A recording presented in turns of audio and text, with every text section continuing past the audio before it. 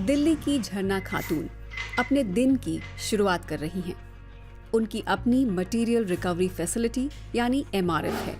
कुछ ही साल पहले वो सड़कों पर कचरा बीनती थी, लेकिन आज उनका अपना बिजनेस है जिस पर उन्हें फख्र है। इस MRF से ये फ़ायदा हुआ, बरसातों के टाइम में बारिश से बचाव, और काम हमारा लगातार चलते रहते हैं, चाहे बारिश हो, चाहे धूप हो, चाहे ना हो, मगर काम चलते रहते हैं। लेकिन अपना MRF शुरू करने के लिए उन्हें काफ़ी कुछ सीखना पड़ा, जैसे कचरे को अलग करना, रिसाइकलिंग के लिए उसे कौन ले जाएगा और किन हालात में कचरा भेजा जाएगा।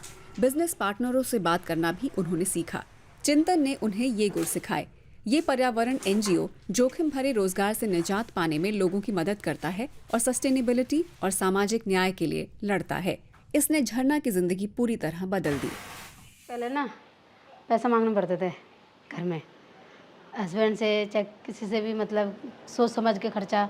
अब सबसे ये है कि मैं खुद अपने काम करती हूँ, खुद बिजनेस करती हूँ, किस तरह से अपने पैसा बचाना, घर की खर्चा, ये सब में बदलाव आए। झरना हर महीने करीब 10,000 रुपए तक कमा लेती हैं।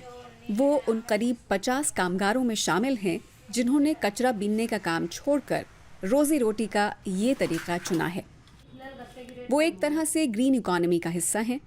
पर्यावरणीय संरक्षण, संसाधनों और अक्षय ऊर्जा स्रोतों का टिकाऊ उपयोग, ऐसे तमाम क्षेत्रों में रोजगार के नए अवसर आए हैं और जानकारों का अनुमान है कि भविष्य में इन कामों के लिए भारत में और भी ज्यादा लोगों की जरूरत पड़ेगी। हमारा आकलन है कि फिलहाल पवन और सौर ऊर्जा सेक्टर में करीब 10 लाख लोग काम कर रहे हैं। 2030 तक इस क्षेत्र में करीब 35 लाख और नौकरियां पैदा होंगी। महेंद्रन MV ने इंजीनियरिंग डिग्री लेने के बाद ऊर्जा प्रबंधन के क्षेत्र में अतिरिक्त योग्यता हासिल की। आज वो दिल्ली के एक बड़े अस्पताल में कंसल्टेंट के रूप में काम कर रहे हैं। अस्पताल की ऊर्जा खपत बहुत ही ज्यादा है। चिलर प्लांट में वो विभिन्न बदलावों की व्यवस्था देखते हैं, जिनसे आगे चलकर बहुत सारी ऊर्जा बचेगी।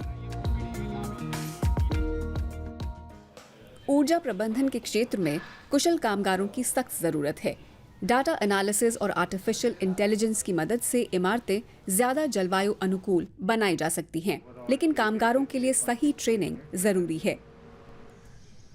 आरती राजपूत दिल्ली के वन विभाग में काम करती हैं। उन्होंने वर्ल्ड वाइल्ड लाइफ फंड में सरकारी मदद से हुई ट्रेनिंग के दौरान अपनी योग्यता हासिल की। आज वो दिल्ली के मशहूर लोधी गार्डन का मुआयना कर रही हैं, ताकि पता चले कि यहाँ और कौन सी प्रजाति के पेड़ पौधे लगाए जा सकते हैं और किन जीवों को रखा जा सकता है। लेकिन दूसरे क्षेत्रों में भी उनका ज्ञान काफी उपयोगी है।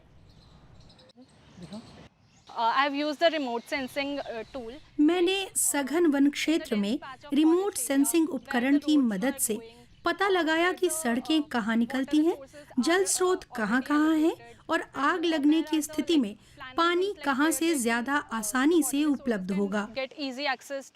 दिल्ली की विकास परियोजनाओं की वजह से काफी प्रोजेक्ट आते हैं। मैं चेक करती हूँ कि कोई प्रोजेक्ट वन क्षेत्र में आ रहा है या नहीं। आरती राजपूत की एक्स्ट्रा ट्रेनिंग काम आई। जी अरिंद्रन उनके ट्रेनिंग ऑफिसर थे। वो बताते हैं कि ऐसे कार्यक्रम 2/3 प्रतिभागियों को आगे चलकर नौकरी ढूंढने में मदद करते हैं। कई लोग रिसर्च में गए हैं, बहुत सारे टेरी जैसे नामी संगठनों में गए। WWF कई प्रोजेक्टों से जुड़ा है। बहुत से शोध संस्थान और वन विभाग भी जुड़े हैं। ये लोग ऐसी प्रमुख जगहों में जाते हैं। बर्ड वॉचर तो संरक्षित क्षेत्रों में गाइड भी बनते हैं। ऊर्जा के नए स्रोतों से लेबर मार्केट में नई चुनौतियां आती हैं, लेकिन लगता है नई चीजें सीखने को तैयार लोगों को अपने रोजगार की चिंता करने की जरूरत नहीं, क्योंकि भविष्य में उनके पास बहुत से अवसर होंगे।